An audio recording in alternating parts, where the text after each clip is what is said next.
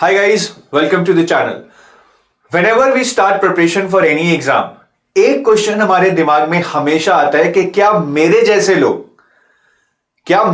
लोग ये exam clear करते हैं? अगर हाँ तो मैं भी क्लियर कर सकता हूं। और मेरे जैसे लोग का मतलब है जिनका एजुकेशनल बैकग्राउंड सेम हो, कॉलेज मेरे जैसा हो, डेमोग्राफिक प्रोफाइल मेरे जैसा हो, तो हमें बहुत कॉन्फिडेंस मिलता है कि अगर ये लोग क्लियर कर सकते हैं then I can also clear this exam. Similarly, I've seen this question cropping up multiple times by the RBI aspirants कि क्या सर RBI ग्रेड बी में सिर्फ अच्छे कॉलेज वाले लोग ही जाते हैं? मेरा तो अच्छा कॉलेज नहीं है, क्या मैं कर पाऊंगा? क्या सिर्फ फाइनेंस या कॉमर्स बैकग्राउंड वाले जाते हैं? मेरा तो फाइनेंस या कॉमर्स बैकग्राउंड नहीं है, will I still be able to make it? क्या सिर्फ यूपीएससी बैकग्राउंड वाले जाते हैं? ये एक नई समस्या खड़ी हो गई है पिछले 1-2 साल में। A perception has been created, तो people suddenly have started believing कि यूपीएससी एस्पिरेंट्स को बहुत बड़ा एज है। तो ऐसे और भी बहुत सारे क्वेश्चन है, द लिस्ट इज एंडलेस।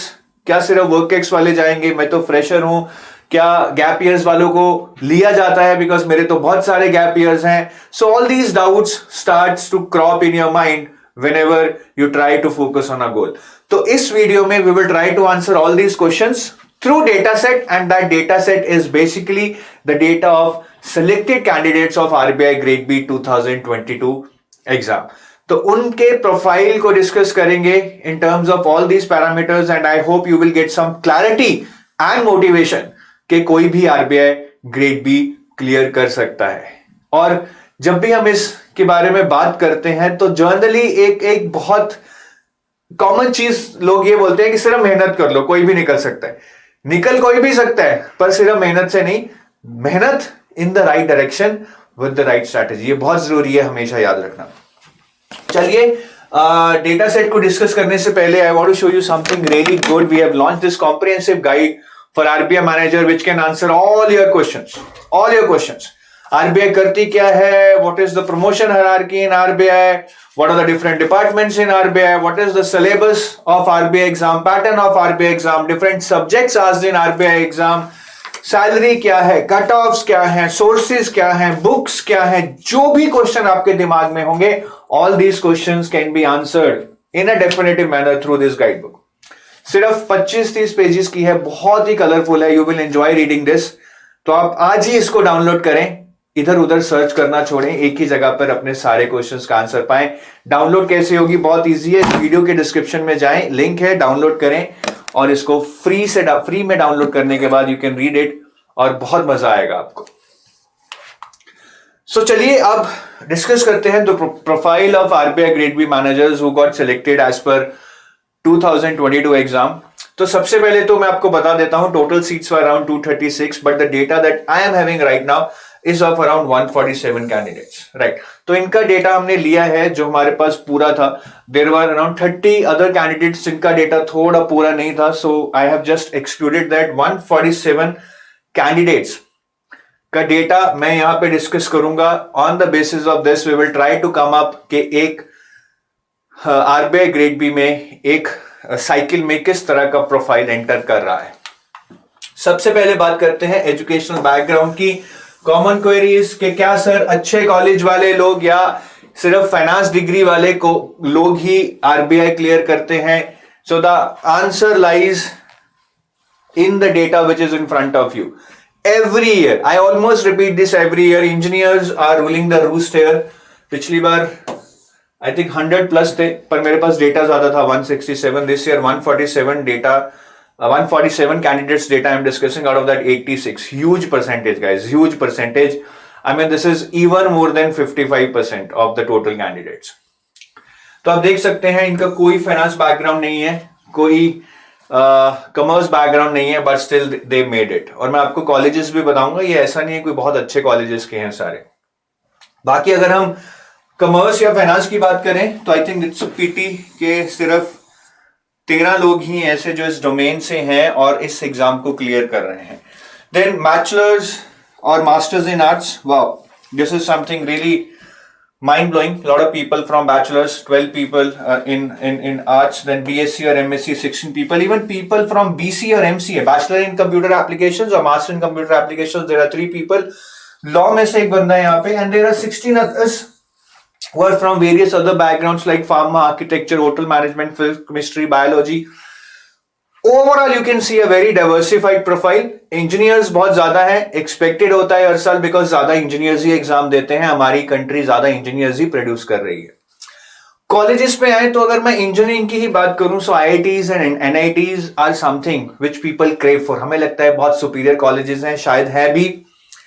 तो यहाँ पे IITs के आउट ऑफ दिस 86 IITs के 24 लोग हैं. And I want to put a disclaimer here.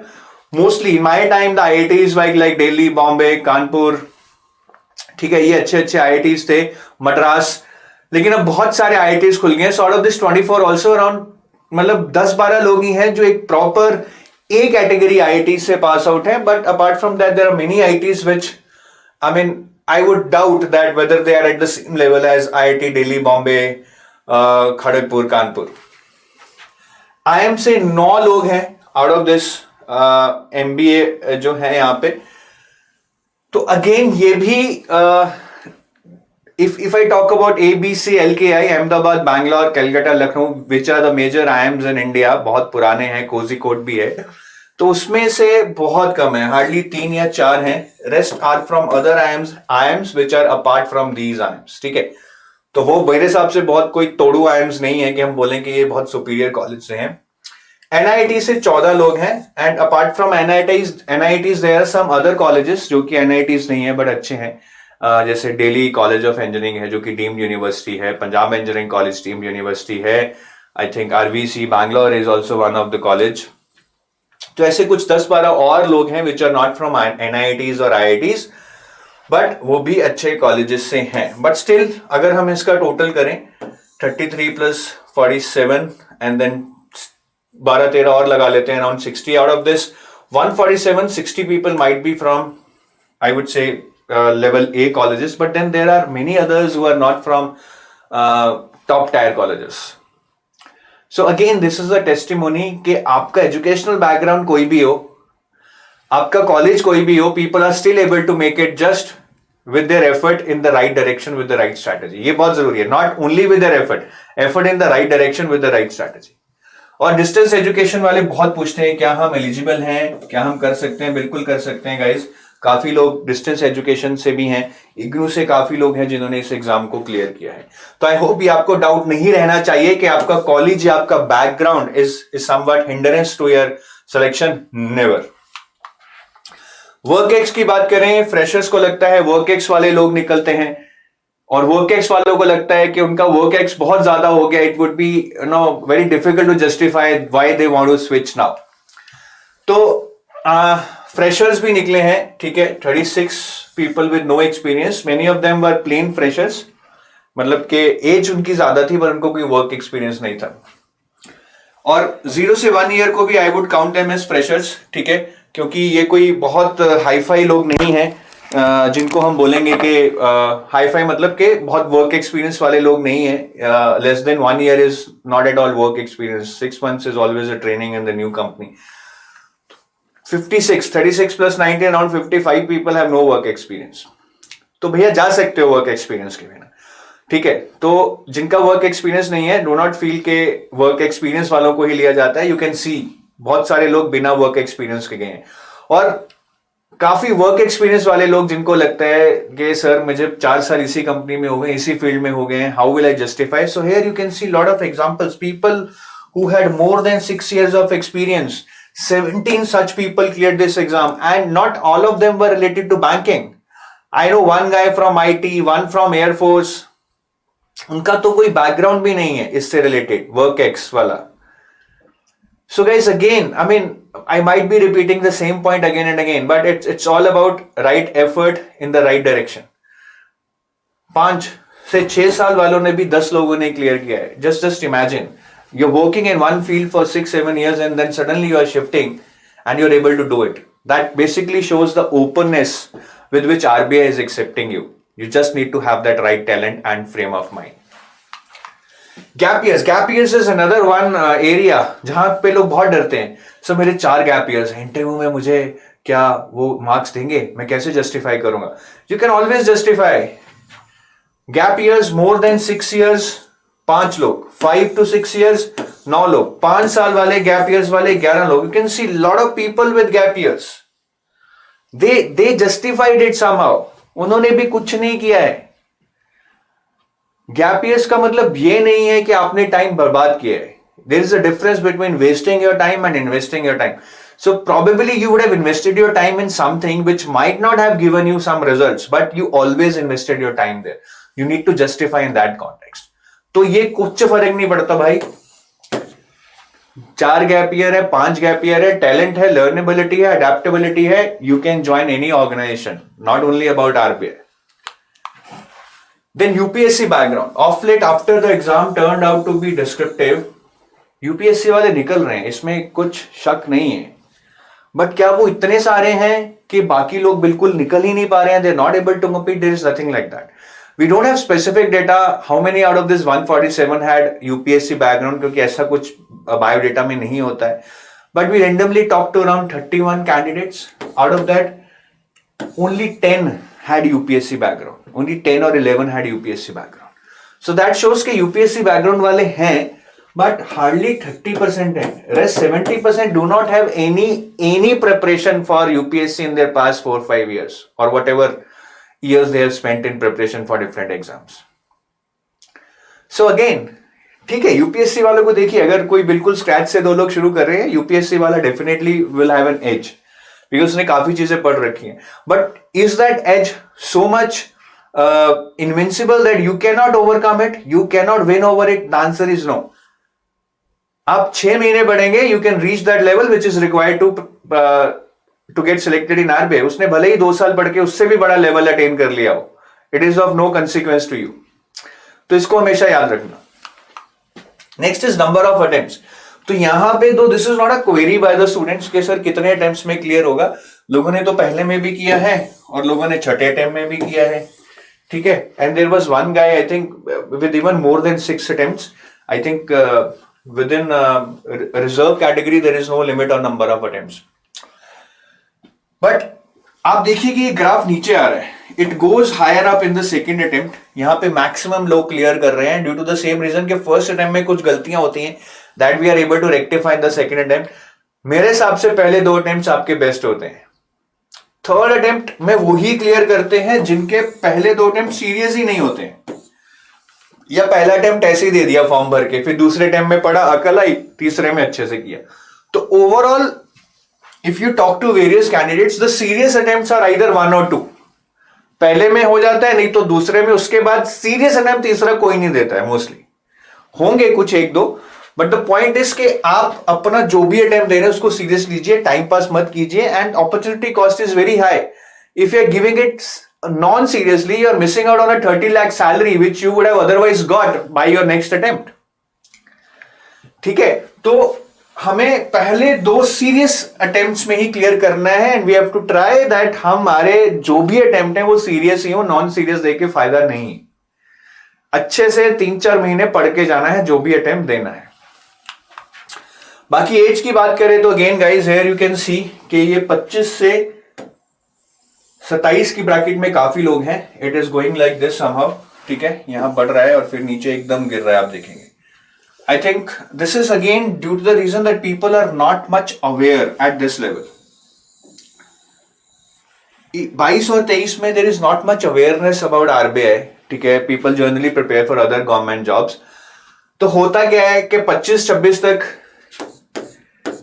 या तो हम किसी और जॉब में होते हैं और हमें अकल आ जाती है कि this job is not for me, I need to try for something better. So people start looking for better opportunities और 25-26 में एक अच्छी जॉब की ट्राई करके वो फोड़ लेते हैं.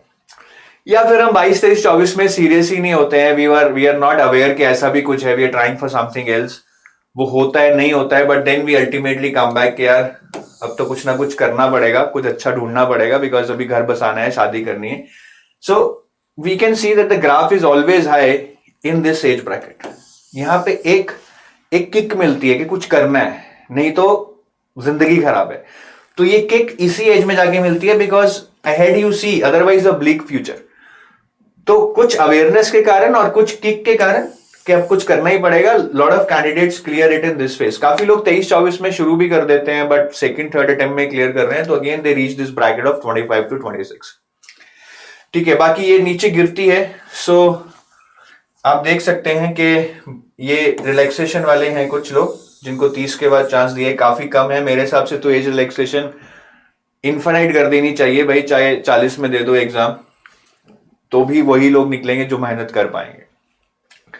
But I think this is something to look upon. This is your golden year. You can work hard without tension.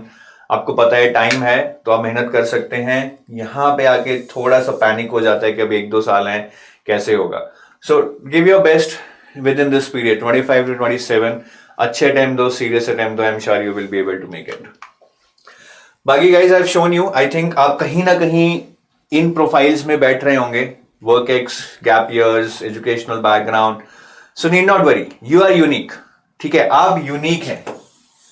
I remember दीवार पिक्चर में एक डायलॉग था, अमिताभ बच्चन बोलते हैं मेरे पास ये है, वो है, गाड़ी है, बंगला है. और शशि कपूर को पूछते हैं अमिताभ बच्चन, आपके पास क्या है, तुम्हारे पास क्या है. And then Shashi Kapoor says, मेरे पास माँ है. If you haven't seen Deewaar picture, please watch it. It's a masterpiece, pure masterpiece. बहुत अच्छी पिक्चर है. तो मुझे वो डायलॉग से याद आता है कि आपके पास क्या है. इट्स नॉट अबाउट कौन क्लियर कर रहा है यार. कोई फैंसी कॉलेज से है, किसी के पास फाइनेंस बैकग्राउंड है, यूपीएससी बैकग्राउंड है, कोई यंग है, कोई बूढ़ा है, किसी के गैप ईयर्स हैं, नहीं है. It's of no consequence to you. आपके पास क्या है, आपकी यूनिकनेस. आपके पास क्या है, आपकी uniqueness. Your uniqueness makes you beautiful. तो आप उसको चेरिश कीजिए, अपनी स्ट्रेंथ्स पे के लिए वीकनेस को ओवरकम कीजिए. कोई भी क्लियर कर सकता है. एंड कोई भी कैसे क्लियर कर सकता है, सिर्फ मेहनत से नहीं. मेहनत in the right direction with the right strategy. Always remember that. मेहनत सिर्फ गधे करते हैं, स्मार्ट मेहनत घोड़े करते हैं. आपको घोड़ा बनना है. So this is it from my side guys. और अगर वीडियो सुनकर थोड़ी दिमाग की बत्ती जगी हो तो do comment below this video, मेरे पास मेरी यूनिकनेस है. I repeat, what you need to type is, मेरे पास मेरी यूनिकनेस है. Have a nice day. Bye bye.